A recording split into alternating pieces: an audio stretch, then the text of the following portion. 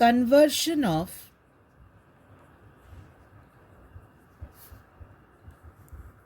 a galvanometer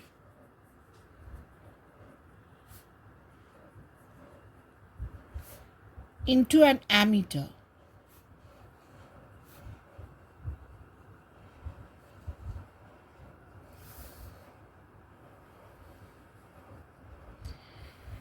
Now, a galvanometer does not record a very high current. Now, I want to convert a galvanometer into an ammeter.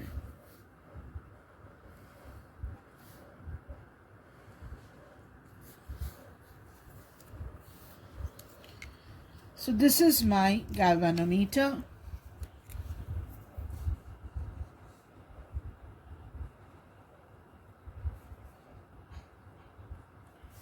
Which reads full-scale deflection current Ig.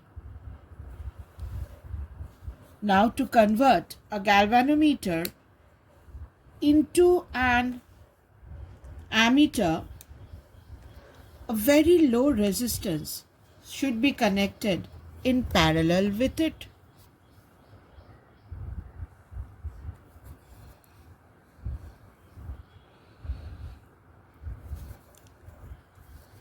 Very low resistance should be connected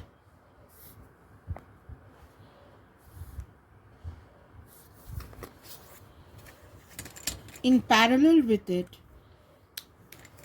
so that maximum current can flow through this. This low resistance is called shunt S. Shunt is actually a very, very low resistance. To convert a galvanometer into an ammeter, a very low resistance should be connected in parallel with it. Now say I want to measure current I. Now what is Ig? Ig is my full-scale deflection current.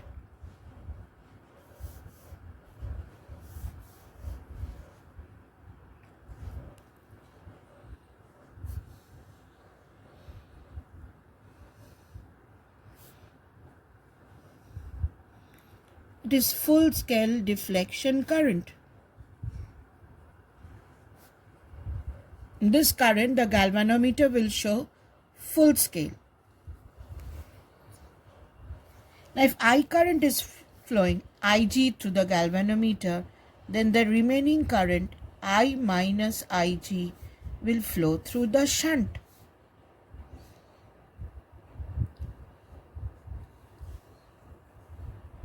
Now, if we apply at these 2 points A and B, potential is same for galvanometer as well as shunt. So we can say if the resistance of the galvanometer be G,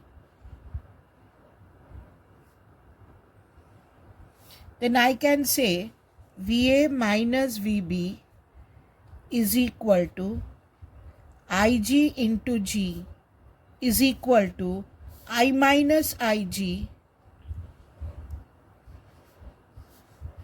into S. So from here we can calculate the shunt. What low resistance should be attached.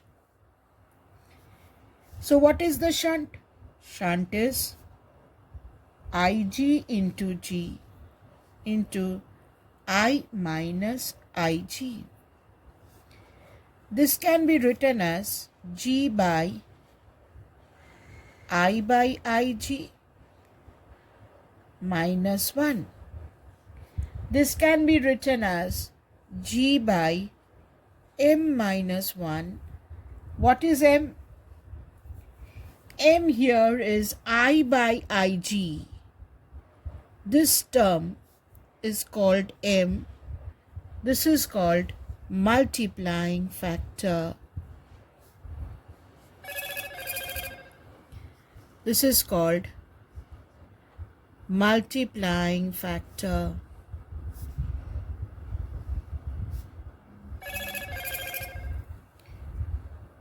Now, say I am reading 2 ampere in my lab with a galvanometer. Now I need it to multiply it to 8 ampere. I want to record 8 ampere. How to increase the range?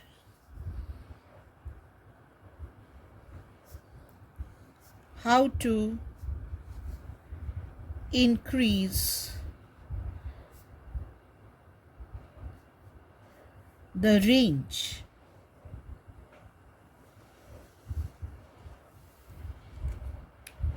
Now in this case, galvanometer cannot record more than Ig. So what I have to do? I have to lower S so that the more current can flow through this.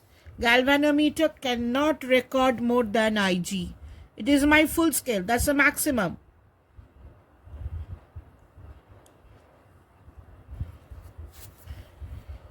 So this was my galvanometer. This was my galvanometer.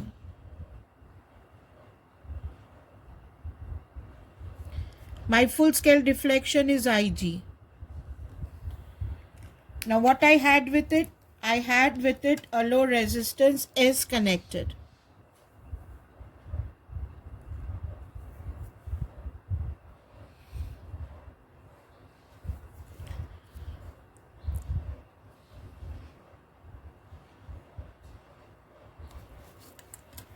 I had with it a low resistance S connected.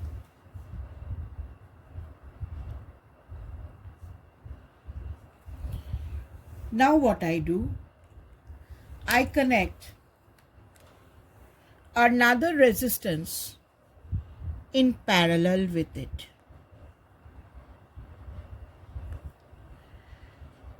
So let's be S addition.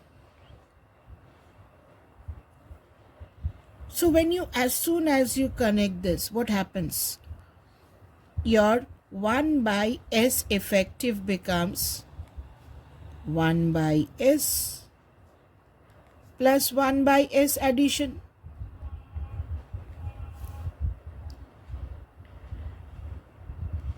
Now, the current now has become N times I. If this current is Ig, the current through this effective resistance is Ni minus Ig.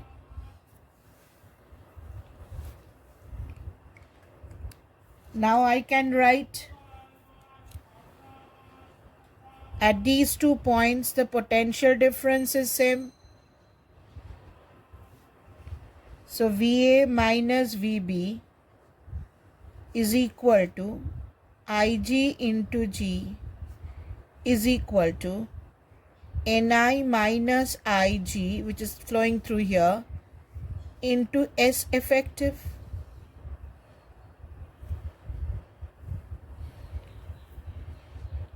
And S effective is here.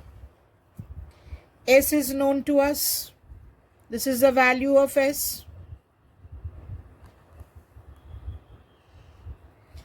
So by calculating, you can find out what additional resistance you have to apply.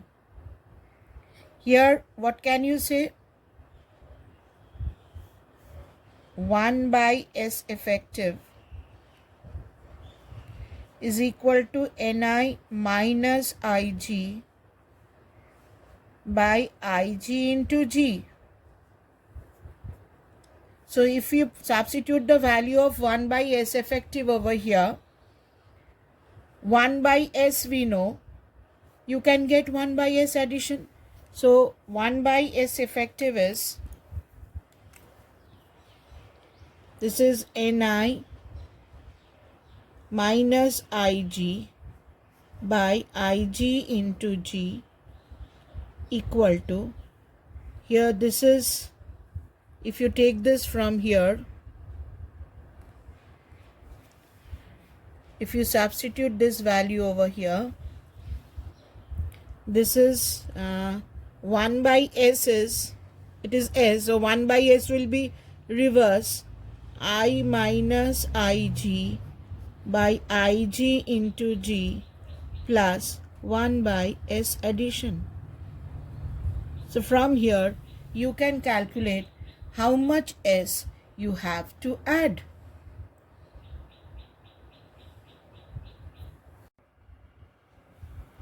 Conversion of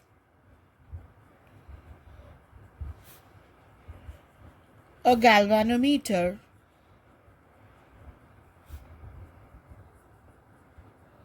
into a voltmeter.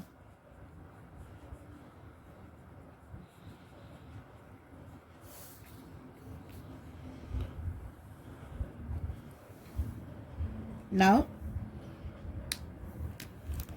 we have a galvanometer in the lab.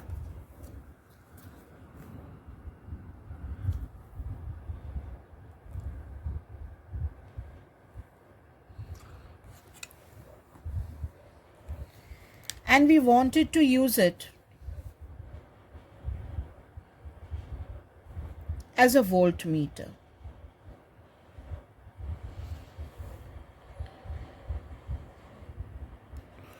This has to act as a voltmeter. The maximum current, full scale deflection current, is Ig. Ig is full scale deflection current.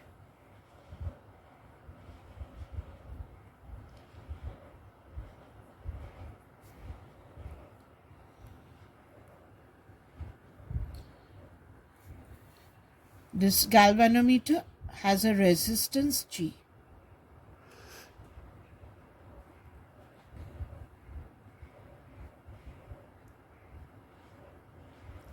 Now this has to act as a voltmeter. To make it act as a voltmeter, a high resistance should be connected in series with it.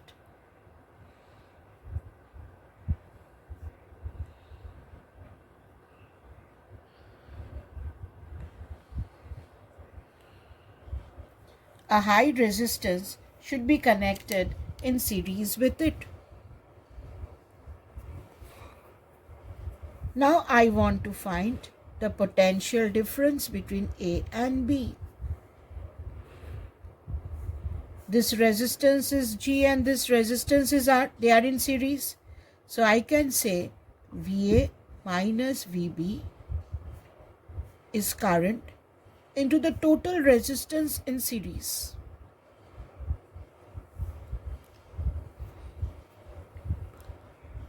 Now, what resistance should you add? Here,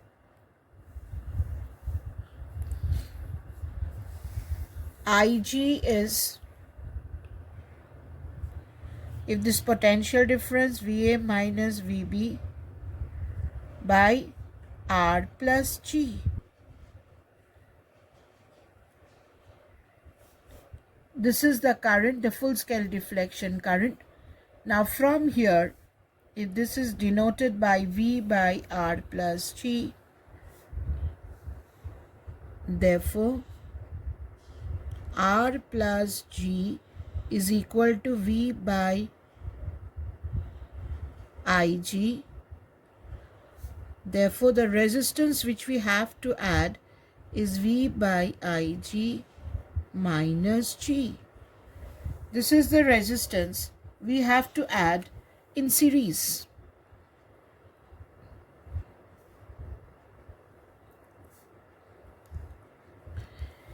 Now the question arises, why a voltmeter should have a very high resistance? Why a voltmeter should have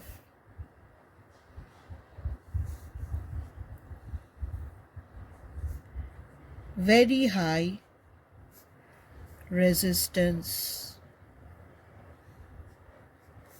Why should it have a very high resistance when we want to measure the potential difference? Now see, for example, we have a resistance R whose voltage we have to measure.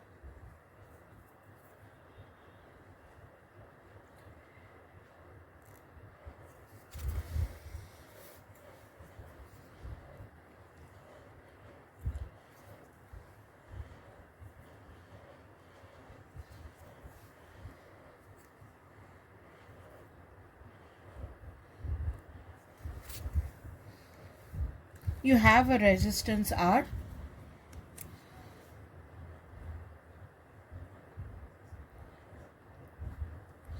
Current flowing is I.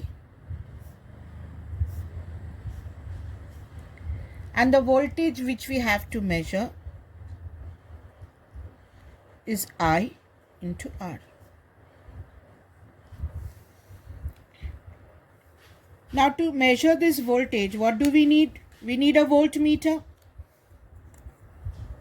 So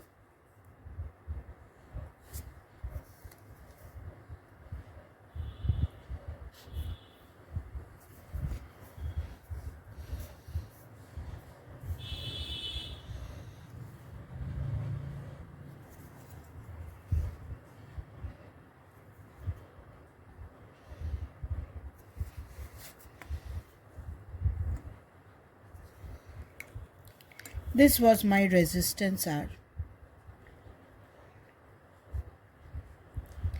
Now what I do? To these 2 points, I connect my voltmeter because I want to measure the potential difference. The current which was coming was I. Now what happens? I dash current flows through the voltmeter and I minus I dash flows through the resistance. Now the voltage which we are measuring here is not IR.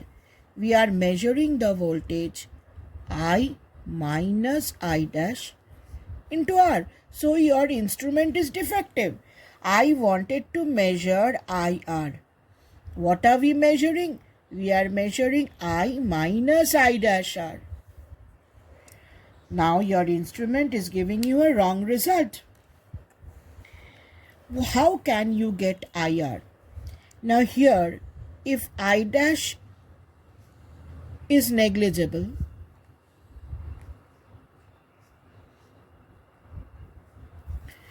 then only it will tend to IR. Now to make I dash negligible, to make I dash negligible,